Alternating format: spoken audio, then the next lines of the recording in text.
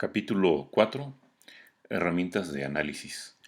En este capítulo vamos a ver algunas funciones que surgen cuando estamos haciendo el análisis de algoritmos y también vamos a ver una herramienta, eso sería en el 4.2, que nos va a permitir hacer comparaciones de algoritmos sin llegar a hacer una implementación en algún lenguaje de programación y llevando a cabo una batería de pruebas. Bien, comenzaremos entonces con el 4.1, funciones. Entonces, en esta parte vamos a comentar 7 funciones, puede haber más, que surgen cuando uno está llevando a cabo el análisis de algoritmos. El análisis de algoritmos es importante porque nos puede dar una idea de qué tan bueno puede ser una idea que nosotros tengamos para una estructura de datos o bien para un algoritmo que trabaje con esa estructura de datos. Y es importante que tengamos esa herramienta porque eso nos puede ayudar a desarrollar más rápido algún proyecto sin la necesidad de que tengamos que utilizar en un momento dado una computadora para tener la certeza de si nuestra estructura de datos o nuestro algoritmo que vamos a emplear pues es el adecuado o es el conveniente.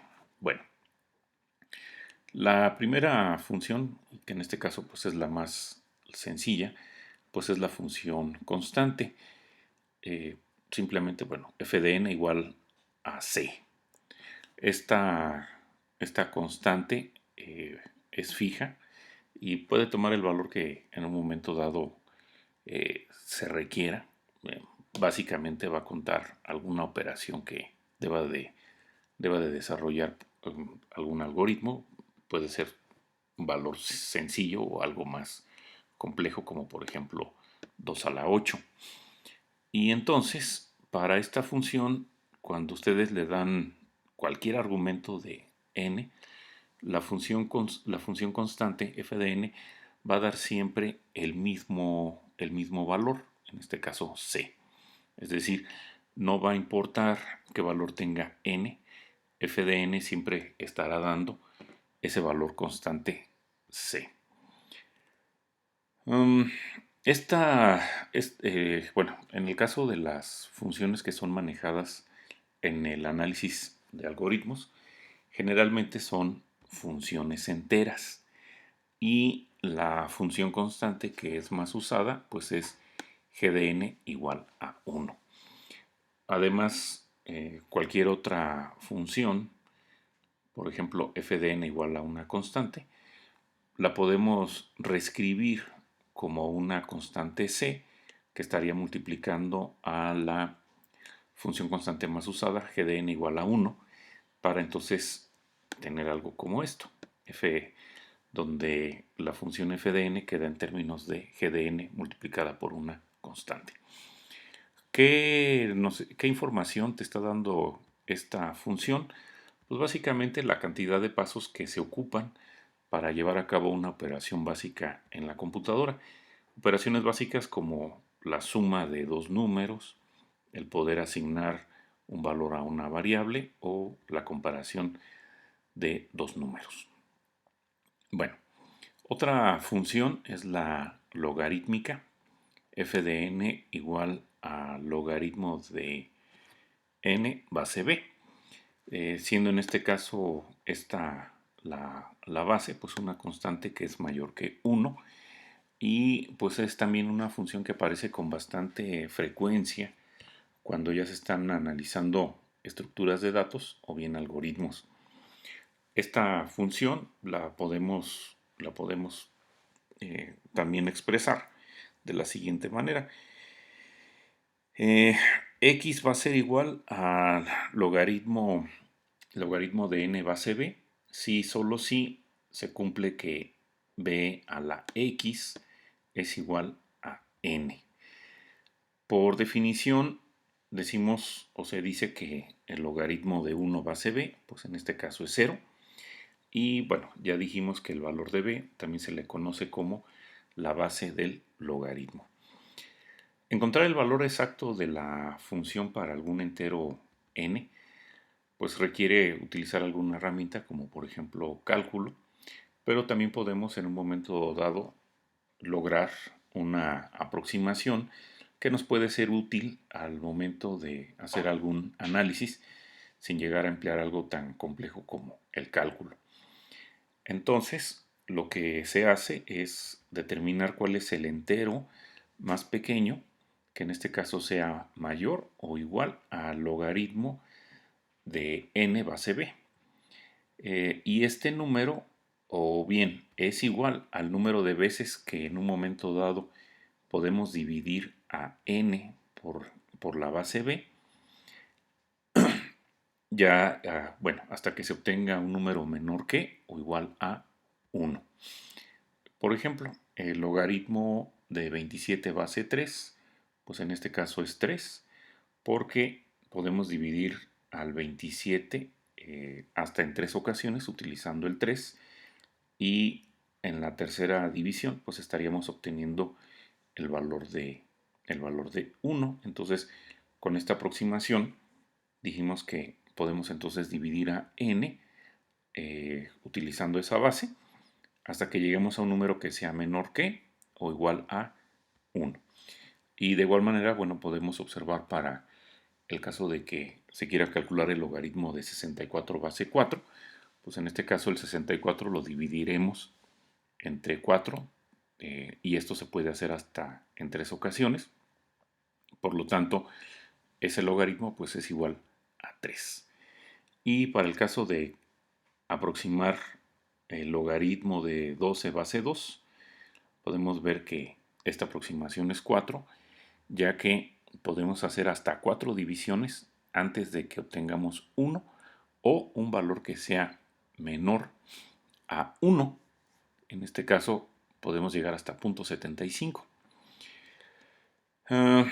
Esta, en el caso de de un logaritmo base 2, se da cuando, bueno, cuando se hace el análisis de algoritmos, y en el algoritmo se emplea una técnica llamada divide y vencerás, porque para esa, bueno, con esa técnica lo que se hace es la entrada que en un momento dado se va a procesar, se divide en dos partes, digamos, se hacen dos tareas, donde cada una de estas tareas tiene aproximadamente la mitad de la entrada. Bueno, también otro lugar donde surge el logaritmo base 2 es por la situación de que los sistemas de cómputo, en este caso los valores enteros, pues son almacenados de manera binaria. Y entonces esta función logarítmica, pues en ciencias de la computación, aparece con bastante frecuencia, por lo cual la base 2 pues no se indica en la escritura. Se sobreentiende que cuando no se coloca, pues estamos hablando de base 2.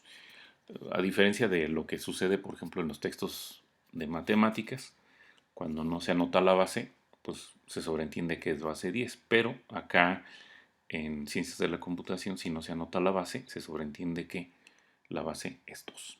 De tal manera que entonces eso nos permite hacer una simplificación en la escritura, y el logaritmo de n base 2 pues simplemente se escribe como logaritmo de n.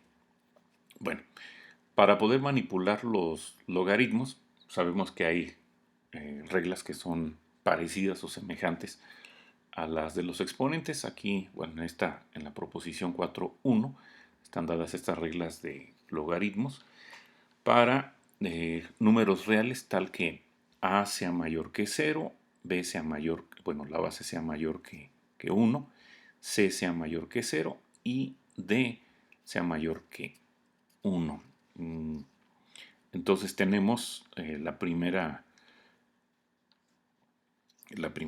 regla, que el logaritmo de un producto de base b pues es igual a la la suma de los logaritmos de los términos con esa base. El logaritmo de un cociente pues lo podemos encontrar como una resta de logaritmos donde al logaritmo del dividendo le sustraemos el logaritmo del divisor.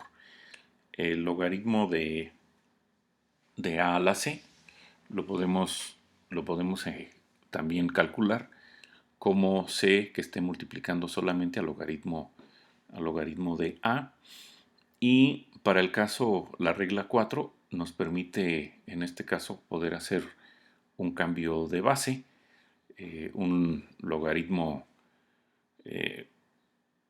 para algún número con base b, lo podemos recalcular o lo podemos calcular en este caso utilizando otra base. Vamos a pensar que queremos utilizar la base d, pues entonces calculamos el logaritmo para el número que nos están dando con la nueva base y dividimos entre el logaritmo de la vieja base con la nueva base. Y otra regla, en el caso de que tengamos b elevado a un logaritmo con alguna cierta base d de a, pues entonces podemos en un momento dado el logaritmo que se está calculando en el exponente utilizarlo ahora como base, y la base que teníamos anteriormente la utilizaríamos o sería parte del exponente encontrando su logaritmo.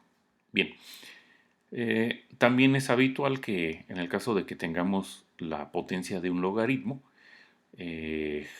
como se muestra acá, pues habitualmente se usa una notación más simplificada, que es la que está ahí señalada, ¿verdad? Bueno,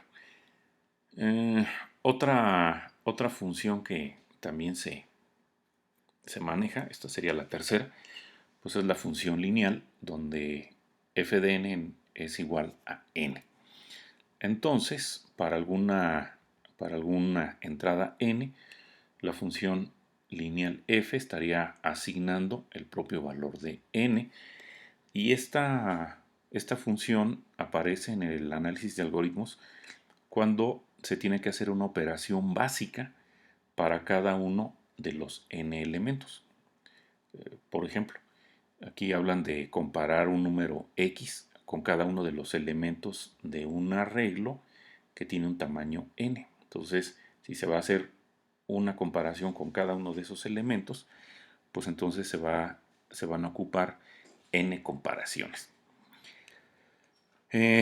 En el caso de la función lineal, también nos va a indicar el mejor tiempo de ejecución que se espera obtener para algún algoritmo que esté procesando una colección de n objetos y que no estén todavía en la memoria de la computadora, ya que se tienen que leer n objetos que requieren en este caso n operaciones, las de lectura, ¿no? Bueno, otra función que es usada habitualmente es la función nlog de n, y bueno, en este caso para esta función, para una entrada n, se estaría asignando el valor de n veces el logaritmo, ojo, de base 2 de n. Hay que hacer notar que el crecimiento de esta función es un poco más rápido que la función lineal. Podríamos decir que la función en el log de n estaría acotando a la función lineal, pero esta es más rápida que la función cuadrática. Entonces, si ustedes logran mejorar el tiempo de ejecución de algún problema, pasando de un tiempo cuadrático a un tiempo en el log de n, pues entonces van a tener un algoritmo que se ejecuta más rápido en general. La siguiente función es la cuadrática.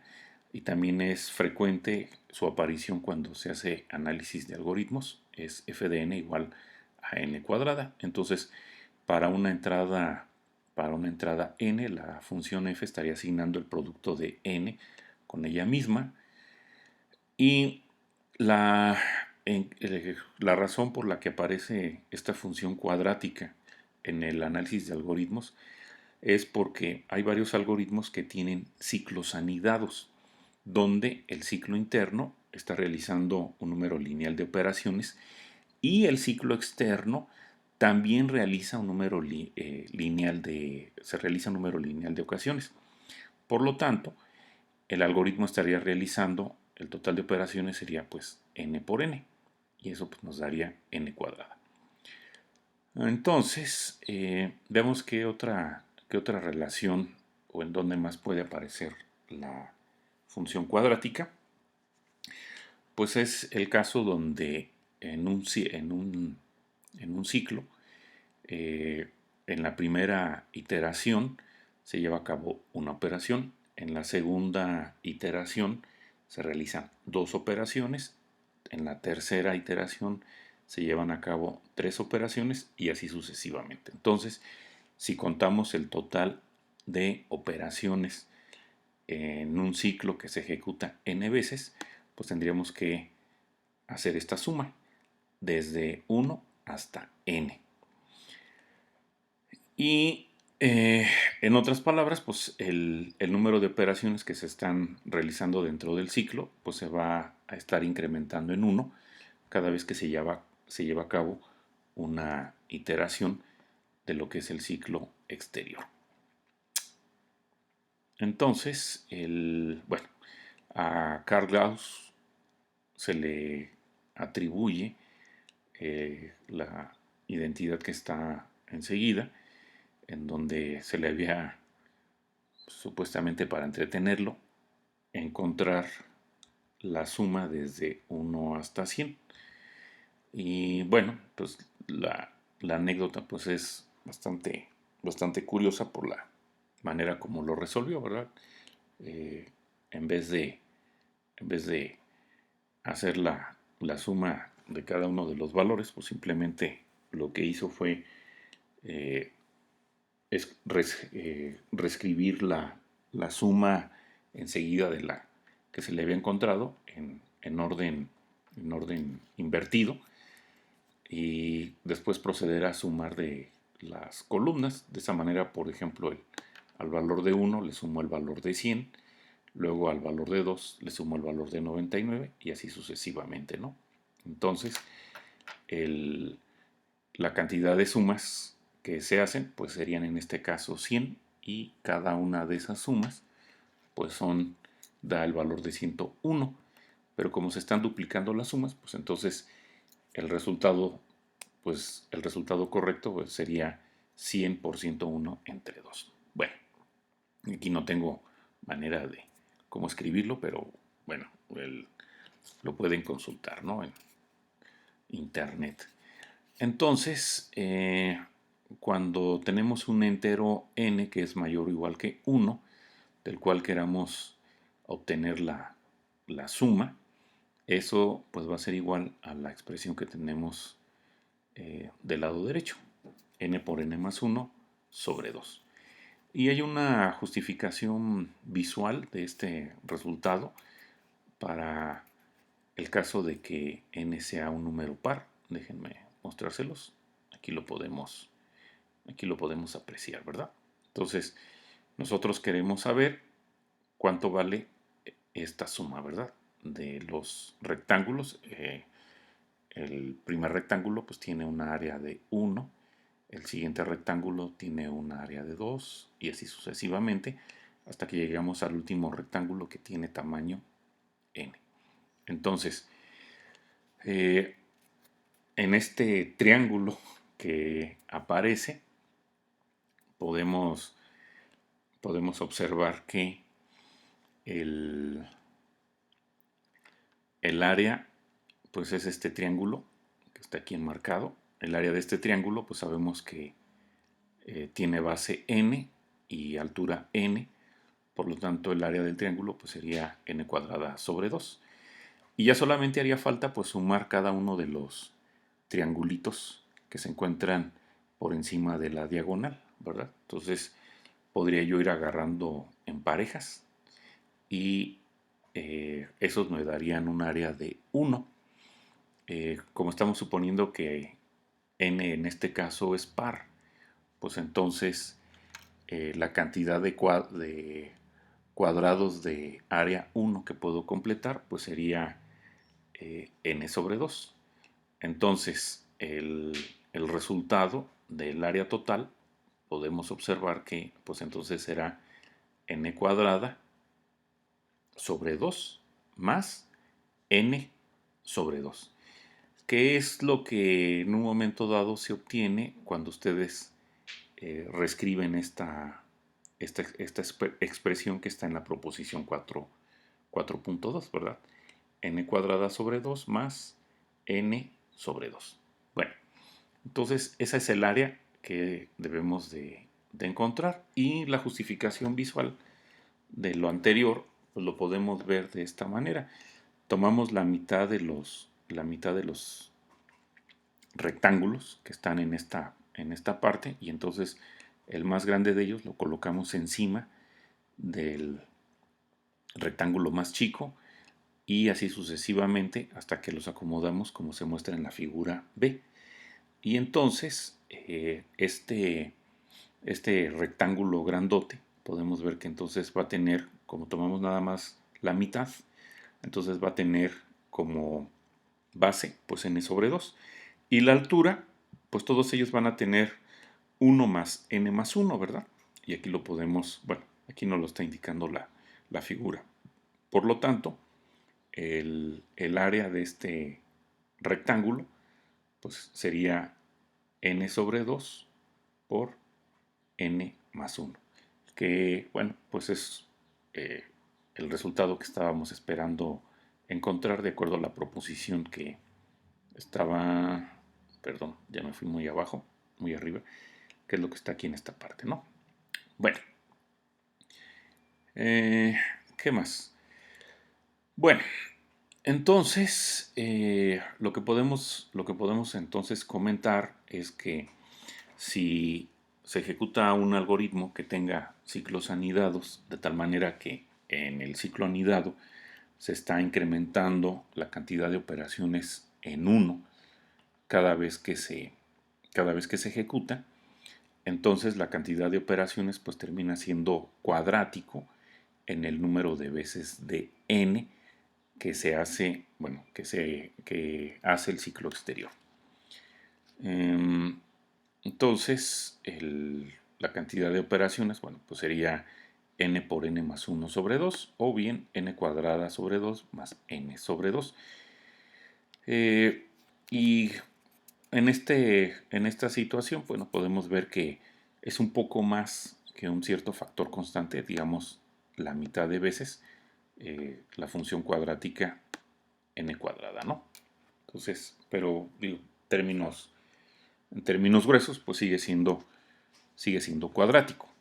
Bien, otras funciones que nos pudieran interesar es, por ejemplo, la función cúbica o las funciones polinomiales. Y bueno, en la función cúbica, f de n igual a n cúbica, estaría asignando un valor de entrada n al producto de n con el mismo en 3 ocasiones, ¿verdad?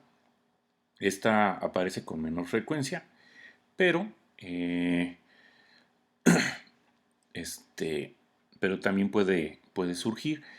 Y respecto a lo que son las funciones polinomiales, pues una función polinomial es una que tiene esta forma, ¿no? F de n igual a a0 más a1 por n más a2 por n cuadrada más a3 por n3, y así sucesivamente hasta llegar a ad por n a la d. Siendo en este caso desde a0 hasta ad constantes, los famosos coeficientes del polinomio, con ad diferente de 0. Y el entero d pues nos estaría dando, bueno, que lo tiene bueno, que se está utilizando en el último término, nos indica la potencia más grande del polinomio, y eso es a lo que se le conoce pues, como grado del polinomio. Son términos que ya conocen ustedes, ¿verdad? Bien, eh, para, para esta parte de, bueno, la sumatoria pues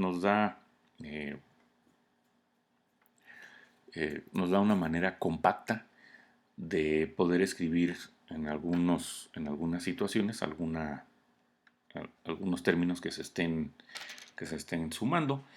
Y entonces una definición, por ejemplo, de una sumatoria para una función i, donde i va a estar variando desde a hasta b de uno en uno, como lo tenemos aquí, f de a más f de a más 1 más f de a más 2 más así sucesivamente hasta b, se puede escribir de una manera compacta utilizando la sumatoria con el signo griega, el símbolo griego sigma mayúscula, siendo a y b pues enteros, donde a es menor o igual que b.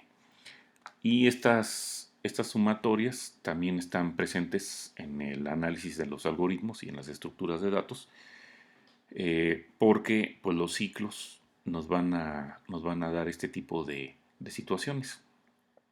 Entonces, para el caso para el caso de que estábamos comentando hace un momento, de una suma donde en cada iteración se va incrementando en uno el número de operaciones, lo podemos escribir de una manera compacta, este, con el término de sumatoria, ¿verdad?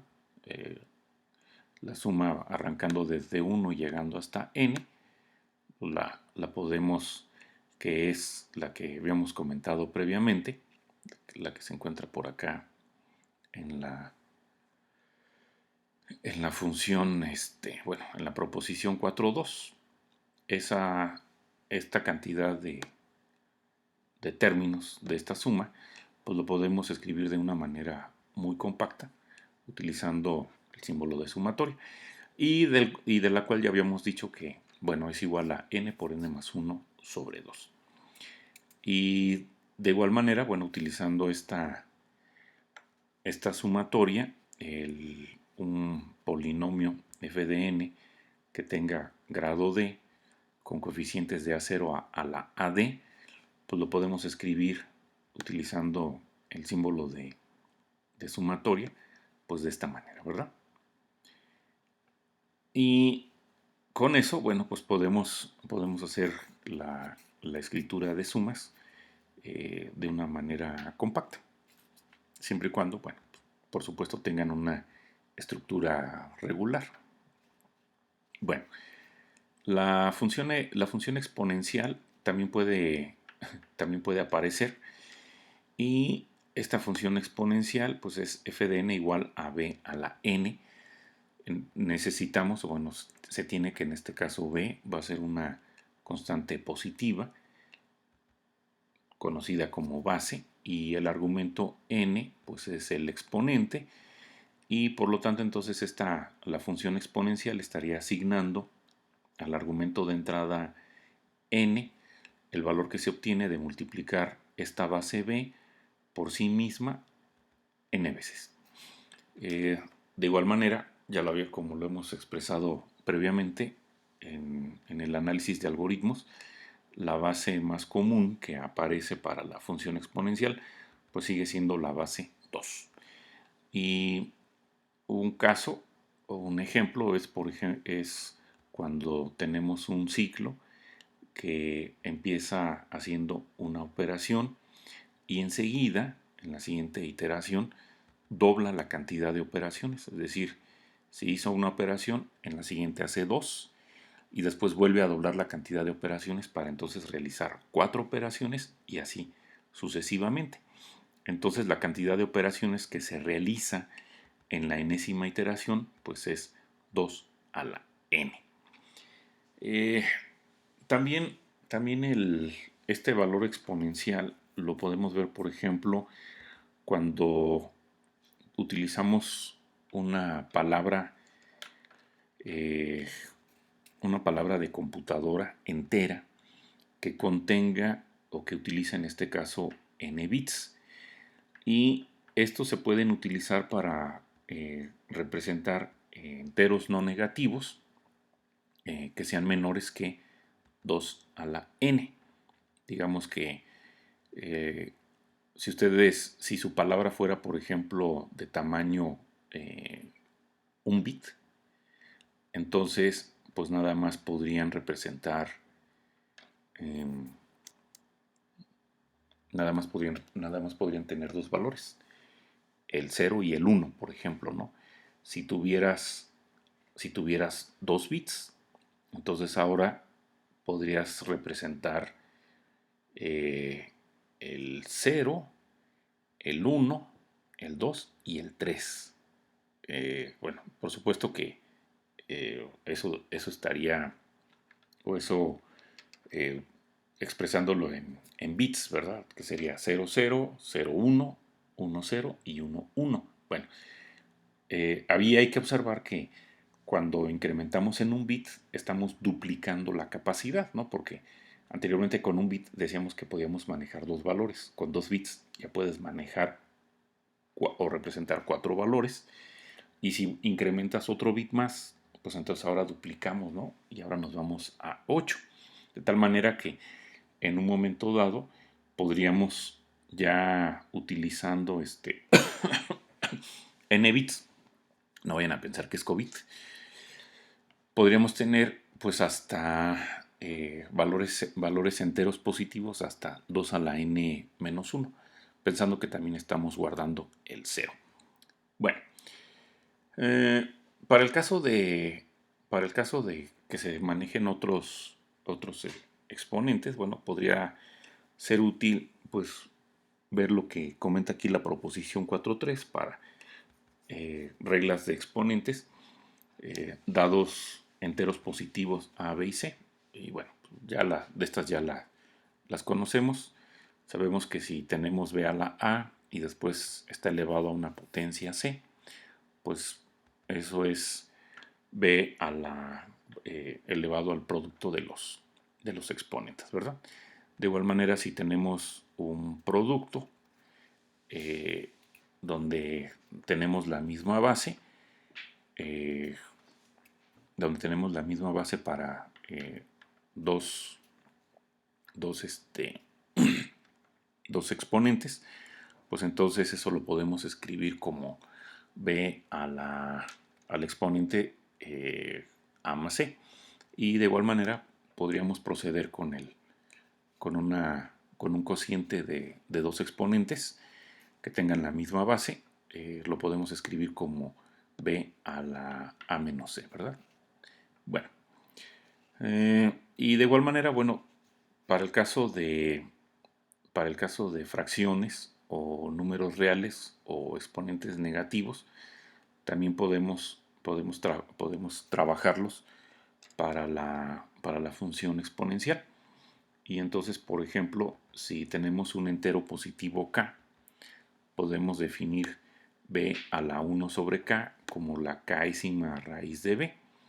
Entonces, esto quiere decir que el número r es, bueno, que estamos en este caso pidiendo, deberá de ser, bueno, al elevarlo acá, pues nos deberá de dar b, ¿verdad? Y de esta manera, pues entonces, cualquier potencia que tenga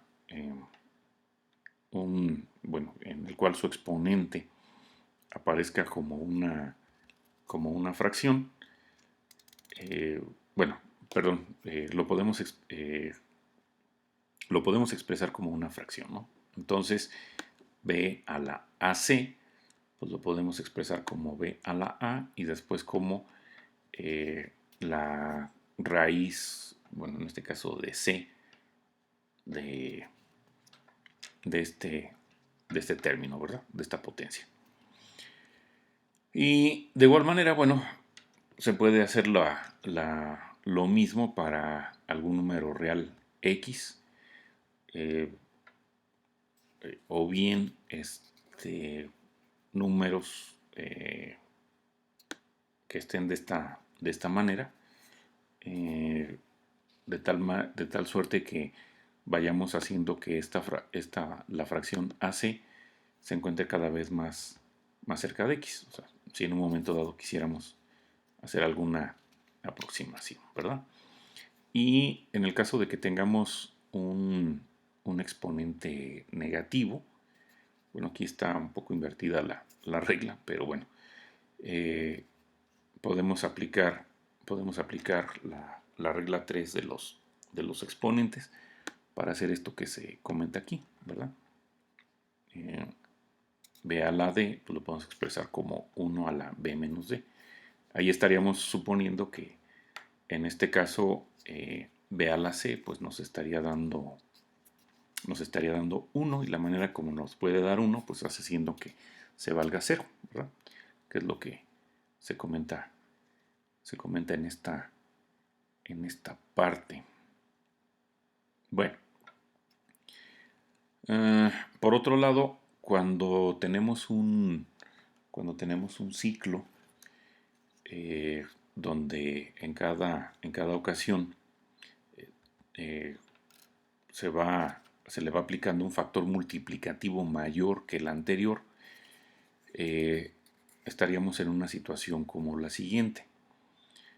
Para un entero n mayor o igual que 0 y cualquier número real a, siendo en este caso a mayor que 0 y, bueno, diferente de 1,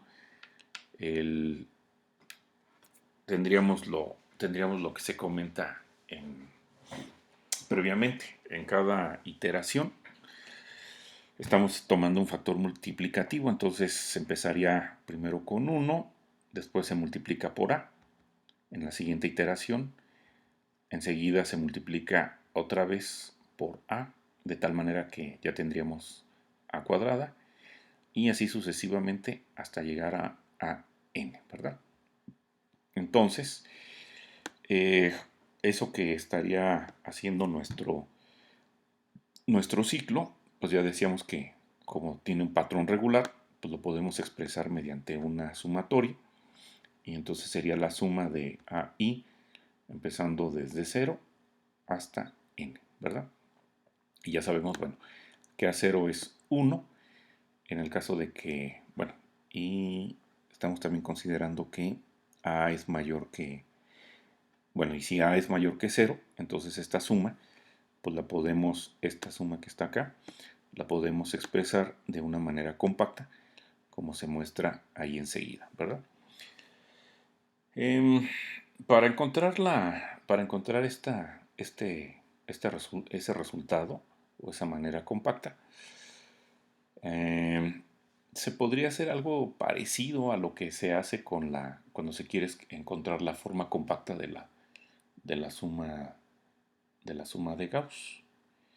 Este, nada más que en este caso lo que hacemos es esta suma que quiero encontrar la multiplico por a, eh, y, y entonces yo estaría obteniendo estaría encontrando respecto a la original lo que es la suma multiplicada por a. Y entonces después lo que puedo hacer es hacer la diferencia de la suma que quiero encontrar con la suma que multipliqué por a. Y bueno, haciendo un poco de manipulación algebraica, pues llego a este resultado. Bueno, entonces ese tipo de sumatoria pues es conocida como sumatoria geométrica, ya que cada término es geométricamente mayor que el previo, en el caso de que a sea mayor que 1. Y entonces hace un momento estábamos comentando de cuántos bits, bueno, de cuántos números se pueden codificar utilizando una cierta cantidad de bits. Eh, pues el resultado es precisamente una sumatoria geométrica. Ya decíamos que si cada vez que tú tengas un bit vas duplicando la capacidad, como podemos aquí observarlo, Si hacemos la suma total de todos estos términos, pues llegamos a este resultado, ¿verdad? 2 a la n menos 1. Y puedes llegar a este resultado, bueno, pues simplemente aplicando el resultado que tenemos acá. O sea, ponle como la base, en este caso sería 2, y tú llegas a este resultado que está aquí, ¿no? 2 a la n menos 1. Bueno, y este resultado pues nos estaría entonces diciendo cuál es el entero más grande que puede ser representado en notación binaria utilizando n bits. Bueno, ya tenemos bueno, ya más o menos tenemos una idea de cómo crecen las diferentes funciones, y entonces, bueno, aquí simplemente se muestra el orden bueno, en el cuadro 4.1, cómo crecen las 7 funciones que habíamos comentado previamente. La primera función, la que es constante, pues esa no crece. Las otras sí crecen, y entonces la que crece enseguida, más lentamente, pues sería la función logarítmica. Después tendríamos la lineal, después la n log n, y ya a partir de ahí, bueno, pues aparecería la función cuadrática, la cúbica y la exponencial, ¿verdad?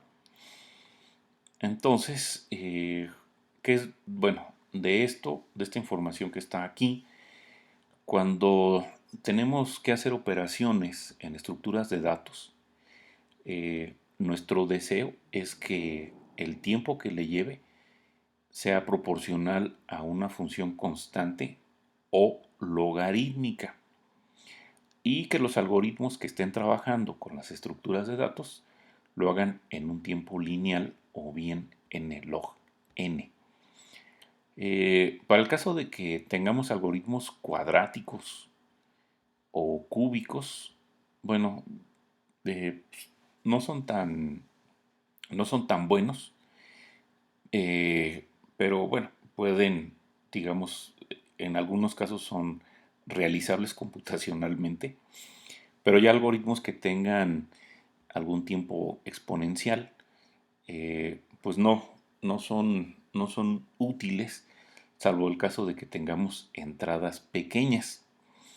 Entonces hay una gráfica en la figura 4.2, donde se muestra cómo crecen estas funciones y donde se está utilizando como base para la función exponencial el valor de 2, ¿verdad? Entonces, bueno, y por supuesto está el eje de las y está puesto de manera en forma logarítmica para hacer que, bueno, para poder visualizar las 7 funciones, ¿no? Entonces, pues prácticamente podemos ver que eh, todas ellas, excepto la exponencial, pues más o menos tienen un comportamiento, pues vamos a decirlo, decente, aunque digamos que lo, los comportamientos más bonitos pues serían constante, logarítmica, lineal o en el log de n.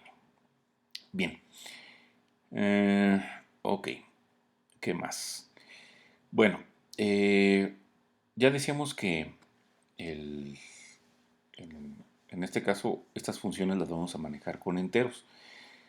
En el caso del valor del logaritmo, puede ser que en ocasiones, o la mayoría de las ocasiones, no nos dé un valor entero, pero generalmente el tiempo que le lleva a un algoritmo en su ejecución, pues es una cantidad entera.